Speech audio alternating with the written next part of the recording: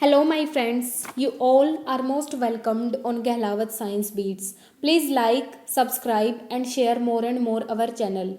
Today we are going to start our 10th class first chapter, that is chemical reactions and equations. इस chapter में हम पढ़ेंगे कि chemical change क्या होता है, केमिकल रिएक्शंस क्या होती है, केमिकल इक्वेशंस क्या होती है और क्या क्या टाइप्स होते हैं हमारी केमिकल रिएक्शंस के। हमारा जो फर्स्ट टॉपिक है वो है what is a chemical change. Chemical change क्या होता है। अभी तक हमने छोटी क्लासेस में क्या पढ़ा था कि केमिकल चेंज वो होता है जिसमें कोई न्यू सब्सटेंस बन जाए और फिजिकल चेंज वो होता है जिसमें प्रोडक्ट सेम ही रहता है। तो केमिकल चेंज जो होता है ये हमारा इरिवर्सिबल होता है, यानी कि हम इसे रिपीट नहीं कर सकते हैं। जैसे कि एग्जांपल ले लो, आपने कोई पेपर बर्न कर दिया। अगर हमने पेपर को बर्न कर दिया तो थोड़ी देर बाद वो पेपर किस में कन्वर्ट हो जाएगा, ऐश, यानी कि राख में बदल जाएगा। तो अब क्या आप ऐश से वापस पेपर बना सकते हो? This is not possible. So इसीलिए हम इस चेंज को क्या बोलते हैं, इरिवर्सिबल चेंज, यानी कि हम इसे वापस से पहली फॉर्म में कन्वर्ट नहीं कर सकते। A chemical change is a change of materials into other. Chemical change में जो हमारा मटेरियल होता है वो बिल्कुल न्यू फॉर्म में बदल जाता है और उसकी जो प्रॉपर्टीज होती है वो पहले से बहुत बदल जाती है। These changes are not reversible. अब आपने देखा होगा घरों में कई बार आयरन की जो ऑब्जेक्ट्स होती हैं उन पे जंग लग जाता है, तो हमारा ये चेंज भी किस कैटेगरी में आता है, केमिकल चेंज में आता है। नेक्स्ट हमारा जो टॉपिक है केमिकल रिएक्शन। केमिकल रिएक्शन क्या होती है? जब भी हमारा केमिकल चेंज होता है तो केमिकल रिएक्शन उसके साथ में ही टेक प्लेस करती है। Whenever a chemical change occurs we can say that a chemical reaction has taken place. Chemical reaction can be identified by following observation. Chemical reaction को हम following properties के basis पे हम ये बिल्कुल बोल सकते हैं कि हाँ यहाँ पे हमारी chemical reaction हो गई है। जैसे कि change in state of material, अगर मटेरियल पहले सॉलिड स्टेट में था और बाद में किस फॉर्म में आ जाए, लिक्विड फॉर्म में आ जाए या फिर वो गैसियस फॉर्म में आ जाए, तो हम क्या बोलेंगे कि हमारी जो केमिकल रिएक्शन है वो हो गई है। अगर टेम्परेचर में कुछ चेंज देखने को मिले या फिर चेंज इन कलर मिले या फिर इवोल्यूशन ऑफ गैस, इवोल्यूशन का मतलब होता है गैस का बाहर निकलना, तो हम क्या बोलेंगे इन बेसिक प्रॉपर्टीज के आधार पे कि हमारी केमिकल रिएक्शन हो गई है।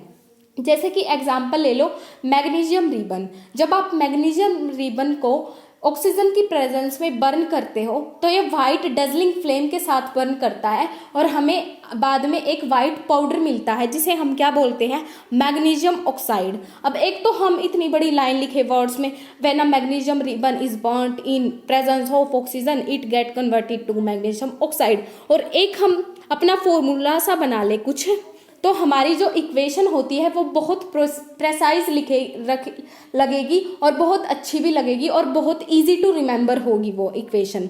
सो इसीलिए हम केमिकल रिएक्शंस को किस फॉर्म में रिप्रेजेंट करते हैं, केमिकल इक्वेशंस की फॉर्म में दिखाते हैं। A chemical equation represent a chemical reaction. Example ले लो मैग्नीशियम प्लस ऑक्सीजन, यानी कि क्या मतलब हुआ इसका, मैग्नीशियम और ऑक्सीजन रिएक्ट करेंगे और हमें क्या देंगे, मैग्नीशियम ऑक्साइड देंगे। अब मैग्नीशियम का फॉर्मूला क्या होता है, Mg, और ऑक्सीजन को हम किससे रिप्रेजेंट करते हैं, O2 से, तो हमें क्या मिलेगा बाद में, MgO हमें प्रोडक्ट मिल जाएगा। तो हमें कोई भी रिएक्शन लिखते समय ये बात ध्यान रखनी चाहिए कि जो हमारे लेफ्ट हैंड साइड हमारे रिएक्टेंट होते हैं और राइट हैंड साइड हमारे जो प्रोडक्ट, यानी कि जो प्रोडक्ट बनेगा वो बिल्कुल इक्वल होना चाहिए, नंबर ऑफ एटम्स उनके इक्वल होने चाहिए। अगर वो number of atoms right hand side और लेफ्ट हैंड साइड बिल्कुल इक्वल है तो ऐसी रिएक्शन को हम क्या बोलेंगे, बैलेंस्ड केमिकल इक्वेशन। और अगर वो नंबर ऑफ एटम्स इक्वल नहीं है तो हम उस रिएक्शन को क्या बोल देते हैं, अनबैलेंस्ड केमिकल रिएक्शन, या फिर हम बोलेंगे उसे skeletal chemical reaction. Both sides of chemical equation must have same number of atoms of each element, such an equation is called balanced chemical equation. अगर हमारे मैग्नीशियम के 2 एटम्स हैं हमारे राइट हैंड साइड, तो हमारे लेफ्ट हैंड साइड भी हमारे 2 atoms ही होने चाहिए। इस लाइन का ये मतलब था, if the number of atoms are not same, अगर नंबर ऑफ एटम्स हमारे सेम नहीं है, then such an equation is called unbalanced chemical equation और स्केलेटल केमिकल इक्वेशन। तो इसीलिए हमें हर एक रिएक्शन को बैलेंस करने की ज़रूरत होती है।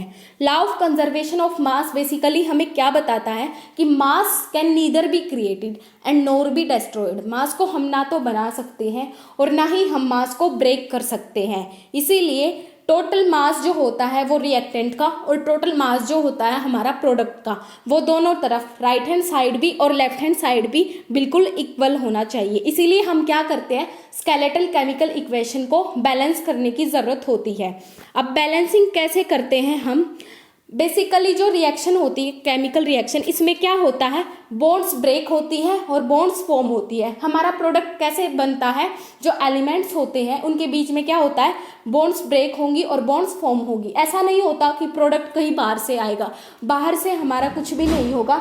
जो रिएक्टेंट हमारे पास प्रेजेंट होते हैं हम उन्हीं को यूज़ करते हैं। और जो बैलेंसिंग की जो प्रोसेस होती है वो किस मेथड से होती है, हिट एंड ट्रायल मेथड से। एग्जाम्पल ले लो Fe क्या होता है, हमारा आयरन।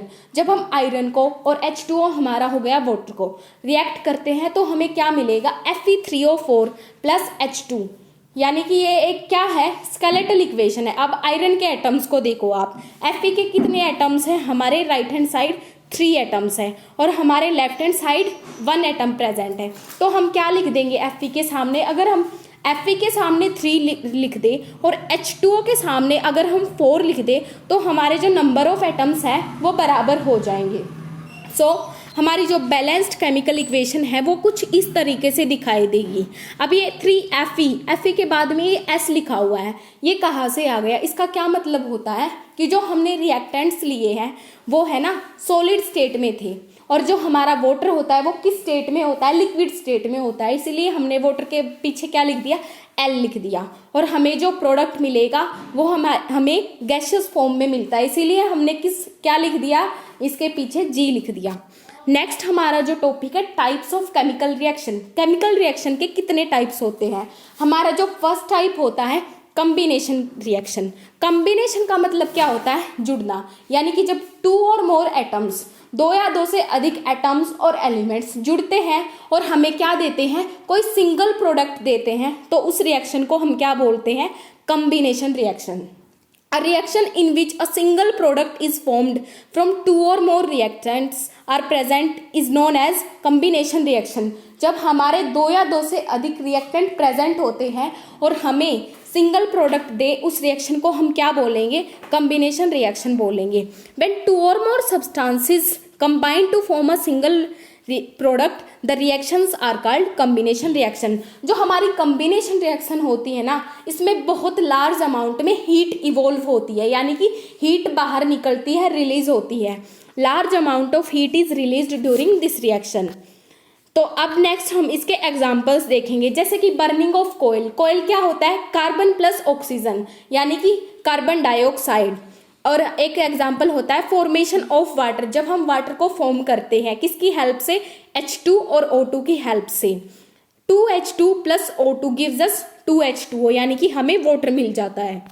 नेक्स्ट हमने देखा था इसमें कि लार्ज अमाउंट में हीट रिलीज होती है, इवॉल्व होती है। तो जहां कहीं भी रिएक्शन में हीट इवॉल्व हो, हीट बाहर निकले, उस प्रोसेस को हम क्या बोलते हैं, एक्सोथर्मिक रिएक्शन। एक्सो का मतलब क्या होता है, आउट। तो जिस भी रिएक्शन में हीट बाहर निकले तो उस रिएक्शन को हम क्या बोलते हैं, एक्सोथर्मिक। अब एग्जांपल ले लो रेस्पिरेशन। रेस्पिरेशन का मतलब क्या होता है, सांस लेना। रेस्पिरेशन के टाइम हम क्या करते हैं, हीट को बाहर निकालते हैं। तो हमारी जो रेस्पिरेशन होती है वो कौन सी प्रोसेस होती है, exothermic reaction. Reactions in which heat is released along with formation of products. जब भी हमारे प्रोडक्ट्स के साथ हमारी हीट बाहर निकले, उस प्रोसेस को हम क्या बोलते हैं, एक्सोथर्मिक रिएक्शन बोलते हैं। नेक्स्ट जो हमारा केमिकल टाइप होता है वो होता है डिकम्पोजिशन रिएक्शन। डिकम्पोज का मतलब क्या होता है, ब्रेक डाउन, यानी कि प्रोडक्ट्स का, रिएक्टेंट्स का क्या होगा, ब्रेक डाउन होगा बहुत सारे प्रोडक्ट्स में। A reaction in which a single reactant breaks down to give simpler product. हमारा जो रिएक्टेंट होता है वो बिल्कुल सिंगल होता है, अकेला होता है और 2 और मोर सब्सटेंसेस में ब्रेक डाउन होता है। और उन्हें ब्रेक करने के लिए हमें उसे क्या देनी पड़ती है, एनर्जी देनी पड़ती है और हीट देनी पड़ती है। है। Decomposition reaction require energy either in the form of heat, light और इलेक्ट्रिसिटी। हम उस रिएक्शन को करवाने के लिए या तो डायरेक्टली हीट देंगे, लाइट देंगे जैसे कि सनलाइट दे दी, या फिर हम उसे क्या देंगे, इलेक्ट्रिसिटी देंगे। जब भी वो रिएक्शन जो होती है वो हीट की प्रेजेंस में हो, हमें हीट देनी पड़े, तो उस रिएक्शन को हम क्या बोलते हैं, थर्मल डिकम्पोजिशन। नेक्स्ट जो होता है हम इसके एग्जाम्पल देखेंगे, जैसे कि एग्जाम्पल ले लो CaCO3 हमारा क्या होता है, लाइमस्टोन, और CaO क्या होता है हमारा, कैल्शियम ऑक्साइड, जिसे हम क्या बोलते हैं, स्लेक्ड लाइम बोलते हैं। नेक्स्ट हमारा जो इसका एग्जाम्पल है वो है 2AgCl। Ag का मतलब क्या होता है, सिल्वर, और Cl का मतलब क्या होता है, क्लोराइड। हमें क्या मिलेगा, 2Ag + Cl2। अगर हम Cl की जगह ब्रोमाइड को रख दे तो हमारी रिएक्शन में कुछ चेंज नहीं होगा, हमारी रिएक्शन सेम रहेगी, और फिर ये हमारी रिएक्शन में क्या बन जाएगा, सिल्वर ब्रोमाइड बन जाएगा। और जो हमारी सिल्वर ब्रोमाइड को हम कहाँ यूज करते हैं, फोटोग्राफी में यूज करते हैं, वाइट, ब्लैक और वाइट फोटोग्राफी में इसका यूज किया जाता है। नेक्स्ट जो होता है हमने अपनी पिछली रिएक्शन में क्या देखा था, एक्सोथर्मिक। एक्सो का मतलब क्या था, हीट आउट होगी। अब इस रिएक्शन में क्या होता है, हम हीट देते हैं, तो एंडोथर्मिक हो गई, जिसमें हमें हीट देनी पड़े। Reactions in which energy is absorbed, energy को एब्जॉर्ब किया जाता है या फिर एनर्जी का यूज किया जाता है, उस रिएक्शन को हम क्या बोलते हैं, एंडोथर्मिक रिएक्शन। नेक्स्ट जो हमारा रिएक्शन का टाइप है वो है डिस्प्लेसमेंट रिएक्शन। डिस्प्लेस का मतलब क्या होता है, एक एलिमेंट दूसरे एलिमेंट का स्थान ले लेता है, यानी कि एक दूसरे को डिस्प्लेस कर देते हैं। अ reaction in which one reactant displaces और रिमूव्स अनदर एलिमेंट, जब वो एक एलिमेंट होता है वो दूसरे एलिमेंट को रिमूव कर दे, उसके स्थान पे खुद जाके बैठ जाए, उस रिएक्शन को हम क्या बोलते हैं, डिस्प्लेसमेंट रिएक्शन। अगर हम आयरन नेल को डिप कर दें कॉपर सल्फेट सॉल्यूशन में, कॉपर सल्फेट का फॉर्मूला हमारा क्या होता है, CuSO4। Iron nails become brownish in colour, brown colour का बन जाता है हमारा जो आयरन नेल था, और blue colour of copper sulphate fades, यानी कि फेड हो जाता है, उड़ जाता है। हमारी रिएक्शन कुछ इस तरीके से दिखाई देगी, Fe + CuSO4 reacts to give us FeSO4 + Cu।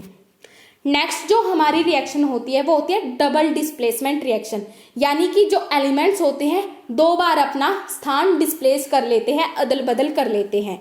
Such reaction in which there is an exchange of ions. Exchange of ions क्या होते हैं, हमारे पॉजिटिव और नेगेटिव चार्जेस को हम क्या बोलते हैं, आयंस बोलते हैं। Such reaction in which there is an exchange of ions between reactants are called as double displacement reaction। तो इस रिएक्शन में क्या होता है, प्रेसिपिटेट फॉर्म होता है। अब हमारा प्रेसिपिटेट क्या होता है, ये ऐसे पाउडरी सब्सटेंस होते हैं जो भी किसी भी रिएक्शन में नीचे बैठ जाए, उन्हें हम क्या बोलते हैं, प्रेसिपिटेट बोलते हैं। Na2SO4 ये एक्वस फॉर्म में होता है और BaCl2 के साथ रिएक्ट करता है, और हमें क्या मिलता है, BaSO4। Na2 के स्थान पे क्या चला जाता है, Ba, और Ba के स्थान पे क्या आ जाता है, Na।